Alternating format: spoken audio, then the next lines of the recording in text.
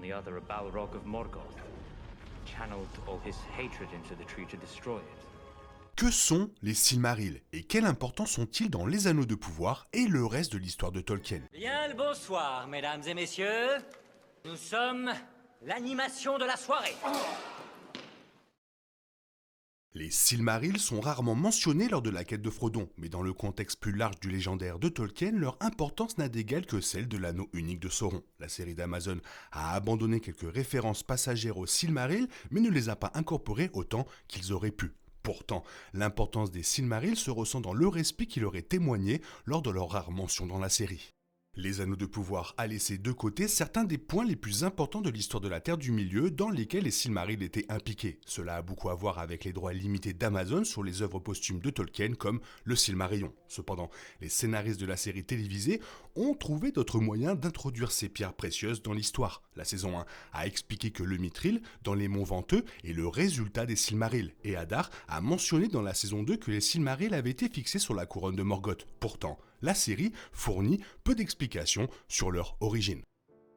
Fëanor était le plus grand forgeron que les elfes aient jamais connu et vivait à Valinor avant le Premier Âge. En se lançant dans son projet ultime, Fëanor chercha à construire 3 joyaux contenant l'essence des 2 arbres de Valinor. Il réussit et ses trésors furent baptisés Silmarils, bénis par les Valar et convoités par presque tous ceux qui en aperçurent un. Bien que les Silmarils aient commencé comme un exemple brillant du savoir-faire elfe, ils ont, comme la plupart des belles choses dans la mythologie de Tolkien, inspiré la jalousie et l'avidité.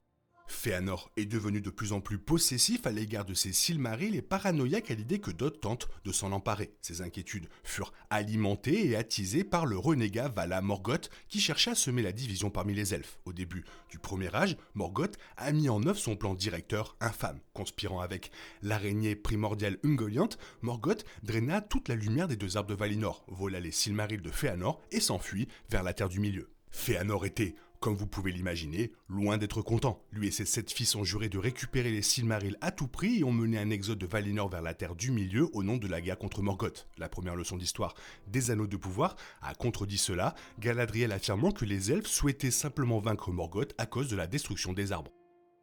Les Silmarils étaient recherchés pour leur beauté et non leur puissance. Posséder un Silmaril n'apportait pas de force ou de capacité spéciale comme le feraient les anneaux magiques forgés par Sauron et les elfes. Les Silmarils contenaient cependant la lumière des 2 arbres de Valinor et les elfes qui apercevaient ces arbres étaient considérés comme mythiques et bénis, supérieurs à ceux qui ne l'avaient pas. Lorsque Morgoth détruisit les 2 arbres, mais avant que quiconque ne réalise que les précieux joyaux avaient été volés, les Valar demandèrent à Fëanor d'ouvrir les Silmarils et de libérer leur lumière afin que les arbres puissent être restaurés.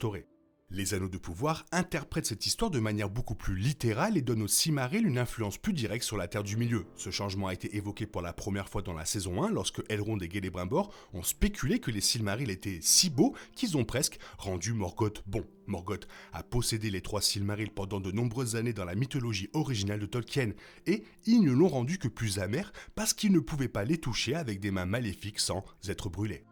La saison 2 a démontré davantage les changements apportés par Prime Video au pouvoir des Silmarils. Les 3 anneaux elfiques ont été fabriqués à partir du Mithril qui, dans la version des événements d'Amazon, est un sous-produit des Silmarils. Les 3 ont donc sauvé les elfes. Ensuite, Sauron et Celebrimbor ont de nouveau utilisé du Mithril pour fabriquer les 7 anneaux nains, bien que ceux-ci aient été corrompus par le contact de Sauron. Le Mithril a donné du pouvoir à ces anneaux, mais le mal du Seigneur des Ténèbres les a rendus corrupteurs par nature.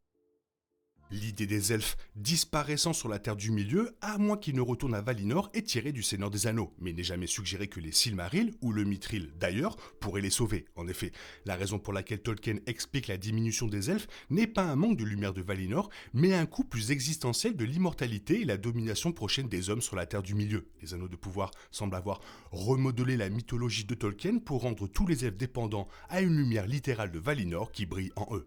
Une source secondaire serait les Silmarils, qui contiennent l'essence des arbres, et dans le cas des Anneaux de pouvoir, le Mithril qui abrite l'essence d'un Silmaril. Cette version des événements rend les Silmarils de Fëanor bien plus importants pour le 2e âge que les sources de Tolkien, et ajoute peut-être une motivation supplémentaire pour que Fëanor les fabrique en premier lieu. Un cas d'urgence pour la survie de sa race, pas seulement 3 jolis joyaux à admirer. Bien que profondément importants pour les histoires du Premier Âge, les Silmarils eux-mêmes n'ont pas beaucoup de poids pour l'histoire principale du Seigneur des Anneaux. Bien sûr, la série suggère le contraire. Il est mentionné à plusieurs reprises tout au long de l'histoire de Frodon que les elfes doivent retourner à Valinor, et la série Prime Video suggère que c'est parce qu'ils ont besoin de la lumière des deux arbres, ou, par extension, des Silmarils. Cependant, comme indiqué précédemment, ce n'est pas canon, par conséquent les Silmarils n'ont absolument aucun impact sur la migration régulière des elfes de la Terre du Milieu vers Valinor. Bien sûr, il existe un exemple dans le Seigneur des Anneaux dans lequel la lumière des Silmarils entre en jeu. Dans la communauté de l'anneau, Galadriel a donné à Frodon la fiole de Galadriel qui contenait l'eau de sa fontaine, prise alors qu'elle reflétait la lumière de l'étoile des Erendil. Bien que plusieurs fois enlevée, au reflétant une étoile éclairée par un Silmaril qui avait capturé la lumière des deux arbres, la fiole de Galadriel aurait été apparentée à un Silmaril. Frodon et Sam ont utilisé cette eau légère pour combattre Shelob, un descendant d'Ungoliant. À la manière classique de Tolkien, tout finit par s'enchaîner.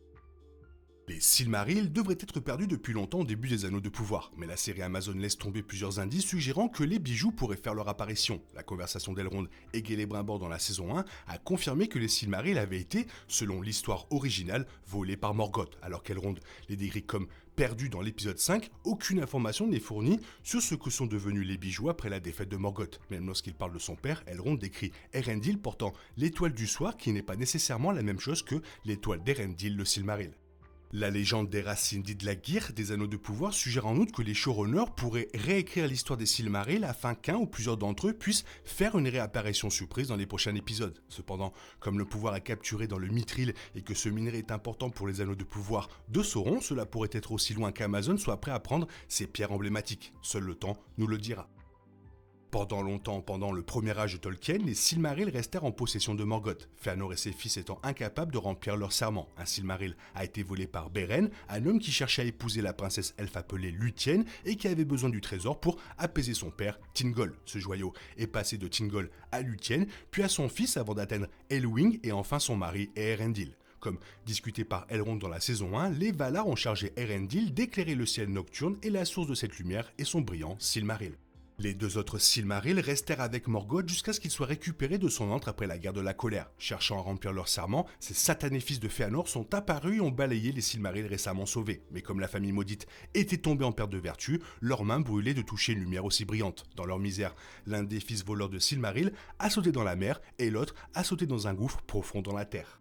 Lorsque les Anneaux de Pouvoir commencent, un Silmaril est dans le ciel avec Eärendil, un autre est perdu dans la mer et un autre est enterré sous terre. Il n'est pas immédiatement évident lequel des Silmarils s'est retrouvé dans un arbre au sommet des monts Venteux ou quand la légende de la création du Mithril par les elfes aurait pu avoir lieu. Ce changement en est un autre qui ne correspond pas tout à fait à l'histoire de Tolkien. Voilà, c'est toujours sympa de pouvoir parler du Seigneur des Anneaux, surtout des Silmarils. Toi, qu'est-ce que tu en penses? Fais-moi part de ton avis dans la zone commentaire, sinon il est temps pour toi de reprendre le cours normal de ta vie. On se retrouve bientôt pour une nouvelle vidéo. Bisous, bisous, bye bye. Il est impossible de compter sur les autres de nos jours. On est obligé de tout faire soi-même. Je me trompe? Rien de grave. J'avais tout prévu. Où va le monde? Je vous le demande.